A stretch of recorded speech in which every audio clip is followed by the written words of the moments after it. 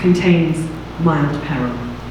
This story is about truth and justice. This story contains a near-death experience. Are we ready?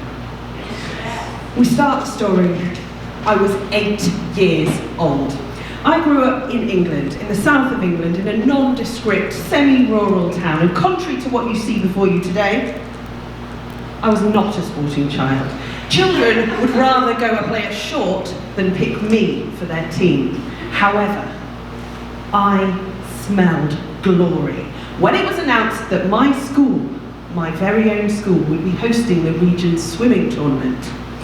Now, I do have to confess, at the age of 37, I still can't do what we call in England the front crawl, which is called freestyle in the Olympics, which I didn't realise for quite a long time. And I was thinking, for freestyle, people aren't just picking free and easy, they're all doing the same thing. I just thought it was just, oh, you're free to choose what you want. But no, I still cannot do freestyle, and I couldn't then, but I thought, I'm not sporty, but I'm strong. I'm not sporty, but I am sturdy. I'm going to go in for the back crawl. It was a day not to be missed, so much so that my parents, who took a vague interest in my education, considering I'm the eldest of 4, they had other children to worry about, decided that they would come to this swimming gala. Of course, why wouldn't they? It was the region's swimming gala, and I was representing the family. Me, the first, the only sporting event ever to take place in my life. Just as a side note, I was 8.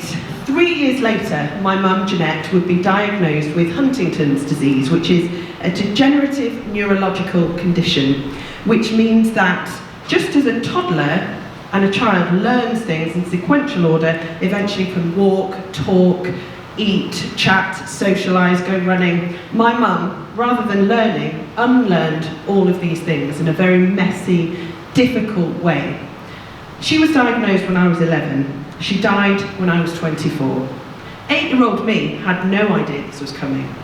So we stepped forward, ready to enter the pool. I get in, it's quite cold. It is June, but it is England, which means you start the day in a winter coat, you end it in your bikini. That's just how we roll in England. The starting whistle goes up. I am holding on, white knuckle right, dear life, leaning back. To the left of me, Simon Green. To the right of me, Hannah Barkell. We lock eyes.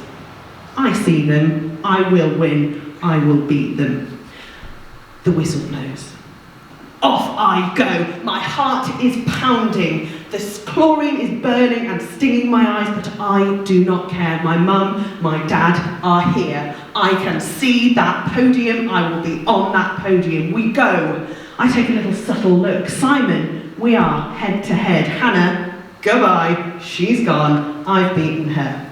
We're getting towards what I know to be the 3/4 mark of the race. I think this is it.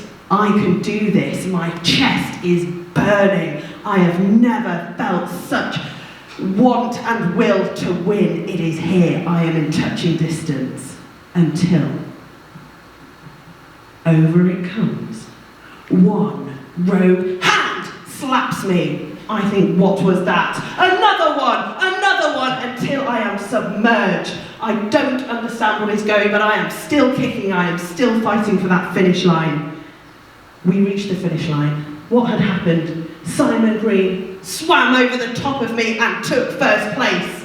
It was defeat, snatched from the jaws of victory. I came second. I wasn't very happy. I was not very happy at all, because surely anyone can see that Simon Green swam over the top of me. However, I would like to say graciously, it was not very gracious, I accepted second place. But I was robbed, and that's all I could talk about on the journey home. However, the next week in school, I complained to everybody that would listen, until eventually somebody took heart.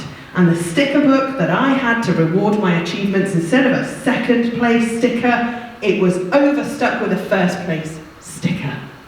Which just goes to show, the moral of the story is, if you don't win, you should complain until you get your rightful place.